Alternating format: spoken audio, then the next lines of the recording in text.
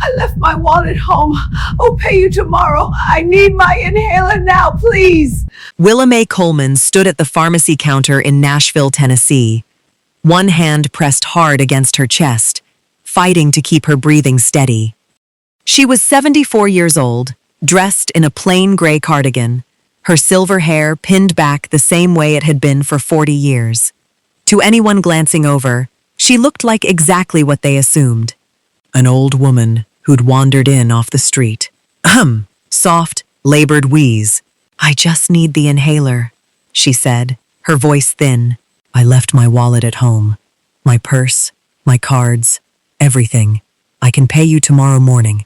I promise you that. Please. I can barely breathe."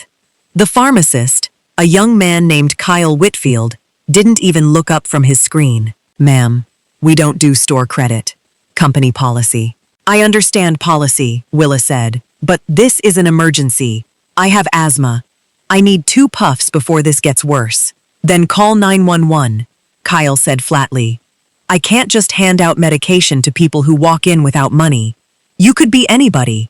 Willa's chest tightened another notch. "I've been a customer of this pharmacy for 11 years. I don't have you in the system pulled up right now, and I'm not going to argue about it. Store policy is store policy." Kyle waved toward the door. "You're going to need to step aside, ma'am. There's a line." What Kyle Whitfield didn't know, what nobody behind that counter knew, was that the small chain of pharmacies bearing the name printed on his own name tag had been built from a single storefront that Willa Mae Coleman and her late husband had opened 51 years earlier, 2 blocks from where they now stood. What he didn't know was that Willa still held a seat on the board of the parent corporation that had acquired it, and enough shares to make grown executives nervous. What he didn't know was that in less than 72 hours, his decision in this exact aisle would be replayed in a boardroom 3 states away. But right now, all Kyle saw was an old woman without a wallet, and all he wanted was for her to leave. The manager, a heavy-set man named Doug Pearson, came around the corner at the sound of raised voices. "Everything okay up here? She wants us to give her medication without paying," Kyle said. Doug looked Willa over. The worn cardigan, the plastic grocery bag looped over her wrist, the trembling hand at her chest, and made his decision in under 3 seconds. "Ma'am, we can't do that. I'm going to need you to step outside." "I'm having trouble breathing," Willa said again, quieter now, because talking had become harder. "There's a clinic 2 blocks down," Doug said, already turning away. "Kyle, call security if she doesn't move." That was the exact moment Amara Bennett walked through the automatic doors, exhausted from a double shift, her wallet holding exactly $15, every cent she had left until Friday, money that was supposed to stretch across groceries and her daughter's school supplies for the week. She saw the old woman swaying near the counter, saw the manager already walking off, saw the pharmacist reaching for the phone to call security instead of calling for help. And Amara did what neither of those men were willing to do. "She ran!" "Ma'am, sit down, right here." Amara guided Willa into a chair someone finally dragged over, then spun to the counter. "She needs her inhaler. I'll pay for it. That'll be $15, Kyle said, as if nothing at all had happened in the last 2 minutes. Amara didn't hesitate. She opened her wallet, pulled out every bill inside it, and set all $15 on the counter.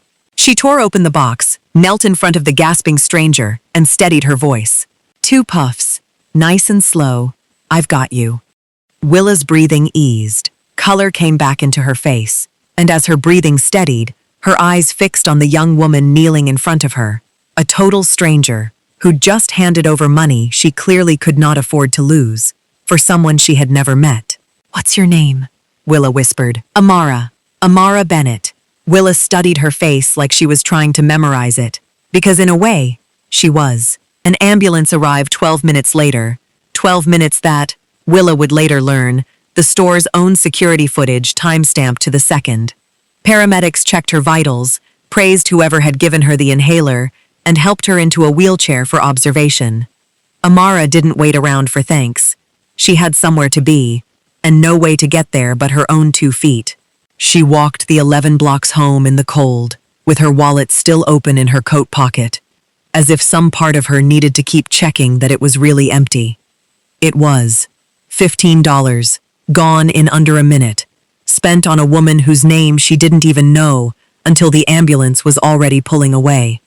Her daughter Zoe was waiting at the kitchen table when she got home, coloring by the light of the stove hood because the overhead bulb had burned out weeks ago and there hadn't been $3 to replace it.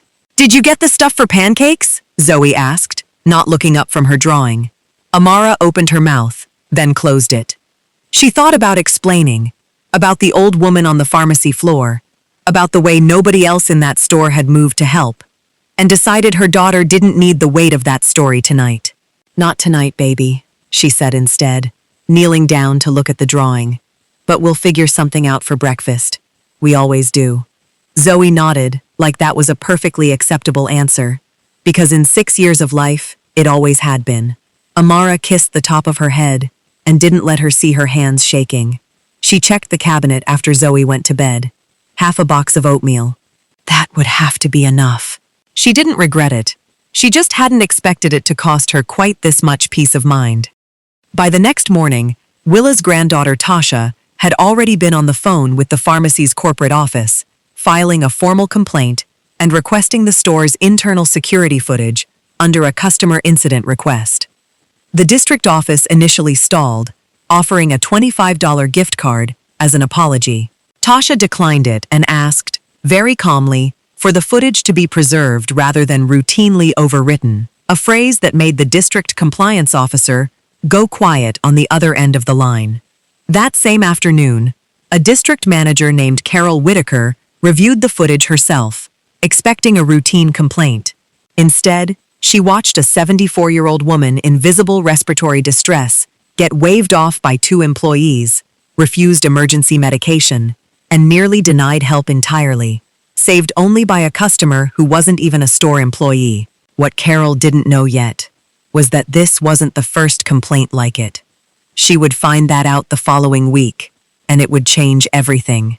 For now, her stomach dropped for a simpler reason. She pulled up the loyalty account attached to Willa Mae Coleman's name, 11 years of prescriptions, and a flag she'd never seen before on any account, a corporate-level advisory note, several years old, reading simply, VIP relationship, Coleman family, escalate any incident directly to regional vice president. Carol had no idea what that meant, but she knew enough to be afraid of it. She wasn't the only one starting to feel the ground shift. That same evening, a pharmacy technician named Priya Anand, who'd been working the register 2 aisles over when the whole thing happened, sent Carol a message she hadn't been asked for. She'd seen Doug wave the old woman off before Kyle even finished his sentence. She'd wanted to say something in the moment and hadn't. She was 2 weeks off probation and terrified of losing the job that was paying her way through nursing school. But watching the footage played back, she couldn't stay quiet anymore. "I should have grabbed the inhaler myself," Priya wrote. "I almost did. I just didn't." Carol saved the message. She didn't know yet how much it would matter, but something told her to keep it. Across town, in a quiet house not far from the pharmacy, Willa Mae Coleman sat at her kitchen table that same night with a manila folder she hadn't opened in years. Inside was the original handwritten mission statement she and her husband, Samuel, had nailed above the counter of their very first store in 1974. "No one leaves this pharmacy without what they need to survive the night." She ran her thumb over the faded ink. "You'd be furious, Sam," she said quietly to the empty kitchen. "Or maybe you'd just be patient about it. You always were better at that than me." She didn't call anyone that night. She didn't reveal who she was to the district office, or to the reporter who'd already started sniffing around the story. She simply folded the paper back into the envelope and waited to see how many people would tell the truth before she had to make them. Carol brought her findings to her direct supervisor, Executive Vice President of Operations Bruce Kessler, expecting concern. What she got instead was irritation. "It's one old lady and a bad day," Kessler said, barely glancing up from his laptop. "Close it out, send the district office a generic apology template, and move on.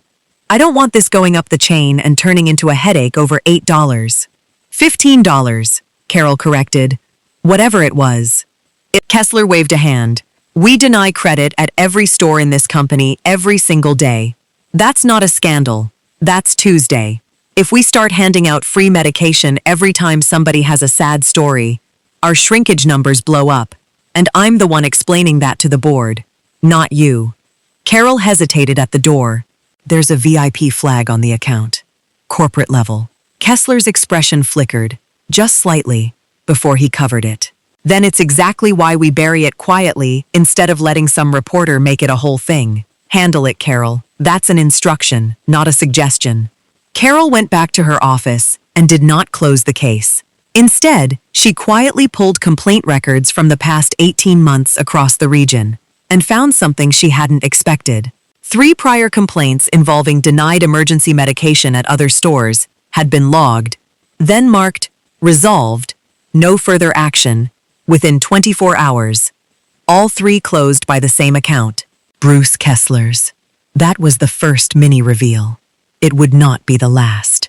The local news segment aired Wednesday night, and by Thursday morning it had been picked up by 2 regional affiliates and clipped onto social media, where it spread faster than the company's legal team could draft a response. The comments underneath were not kind. Viewers didn't yet know who the old woman really was. To them, she was simply an elderly customer denied medicine over a few dollars, while a stranger who could barely afford it had to step in. That alone was enough to do damage. Kessler's response was to call Carol directly. Whoever's feeding the press internal details needs to stop. Now. If I find out it's someone in your district, that's their job. Carol didn't answer him. She was already forwarding Priya's message and the 3 buried complaints to the company's general counsel, along with a note. I think this goes further up than a bad afternoon at one store. By Friday afternoon, 3 separate institutional investors who held meaningful positions in the parent company's stock had reached out to CEO Randall Griggs's office requesting a call. None of them mentioned Willa Coleman by name. They didn't need to. A pharmacy chain built on a reputation of neighborhood trust suddenly looked, in the span of 72 hours, like a company that had let a decades-old promise curdle into a quota sheet. One fund manager put it to Griggs plainly. We didn't invest in a company that turns away a woman having an asthma attack over $15. Fix this, or we start asking harder questions about what else got quietly buried. That question turned out to be the right one. When legal pulled the incident report Kessler had personally signed off on the week before, they found it had been edited after the fact. The original draft describing a customer denied emergency medication had been softened. In a version dated 2 days later, a customer service disagreement resolved amicably. The timestamps didn't lie. Neither did the metadata. While the company scrambled, Amara was living an ordinary week that had nothing to do with boardrooms. She picked up an extra shift at the diner to cover the $15 she'd spent, standing on her feet for 6 extra hours she didn't have to spare. On her walk home, she found herself replaying the moment at the pharmacy more than once, wondering, in the quiet way exhausted people wonder about things, whether she'd been foolish to hand over money she needed for a stranger she'd never see again. Then Zoe asked her, completely out of nowhere, over reheated oatmeal one morning. Mommy, if you saw somebody who needed help and you didn't have enough for both of you, what would you do? Amara looked at her daughter for a long moment. I'd probably do exactly what I did, she said, and then we'd figure the rest out, like we always do. Zoe seemed satisfied with that answer. Amara wasn't entirely sure she was, but she went to work anyway, and kept hoping. The board meeting was moved up by 2 weeks. Willa Mae Coleman walked into the glass-walled conference room in downtown Memphis, wearing the same gray cardigan she'd worn into that Nashville pharmacy, and the room went quiet in a way that boardrooms rarely do. CEO Randall Griggs stood immediately. Mrs. Coleman, we didn't realize you'd be attending in person. I wasn't planning to, Willa said, taking her seat at the head of the table without being invited. But I had a health scare last week, and it made me want to see with my own eyes what this company has become. She placed a folder on the table, the same folder Carol had sent up the chain, now thickened with everything General Counsel had confirmed, the security footage, The 3 buried complaints closed under Bruce Kessler's account, Priya Anand's message, and the altered incident report with its mismatched timestamps. On top of it all sat the faded 1974 mission statement. "I built this company so nobody would ever have to choose between medicine and dignity," Willa said. Somewhere along the way, that got replaced with a spreadsheet. And it looks like Mr. Kessler here decided that was worth protecting. Every head at the table turned toward Bruce Kessler, who had gone very still. "Mrs. Coleman, I can explain the shrinkage concerns," Kessler began. "You edited an incident report," Willa said, sliding it across the table without raising her voice. "You closed 3 prior complaints without investigating them. You told your district manager to bury a 4th. That's not a shrinkage concern. That's a pattern. And you built it because you believed no one would ever check." No one at the table spoke. One board member, a woman named Patricia Ives, who had sat on the board for 6 years without once questioning a quarterly report, quietly closed her laptop. "I'm not here to burn this company down," Willa continued. "I'm here because I still own 11% of it, and because my name is on the wall in every single one of your stores, whether you remember it or not. So here's what's going to happen." She laid out her terms, without raising her voice once. The compassionate access policy would be reinstated company-wide, in writing, with real enforcement and real consequences for regional managers who pressured stores to ignore it. Every pharmacist and store manager would receive mandatory retraining, developed in part by the very technician who'd been too afraid to speak up in the moment, but hadn't stayed silent afterward. The Nashville store where she'd been turned away would become the pilot location for a new program, emergency medication credit, no questions asked, for any customer in visible medical distress, reviewed and reconciled after the fact, rather than denied on the spot. Bruce Kessler was terminated before the meeting ended, his access to company systems cut off before he'd even reached the parking garage. Not out of vengeance, Willa made clear, but because the evidence showed a pattern of deliberately concealing harm to protect a metric. Doug Pearson and Kyle Whitfield were both let go within the week for conduct that had directly endangered a customer's life, while the policy meant to prevent exactly that sat buried above them.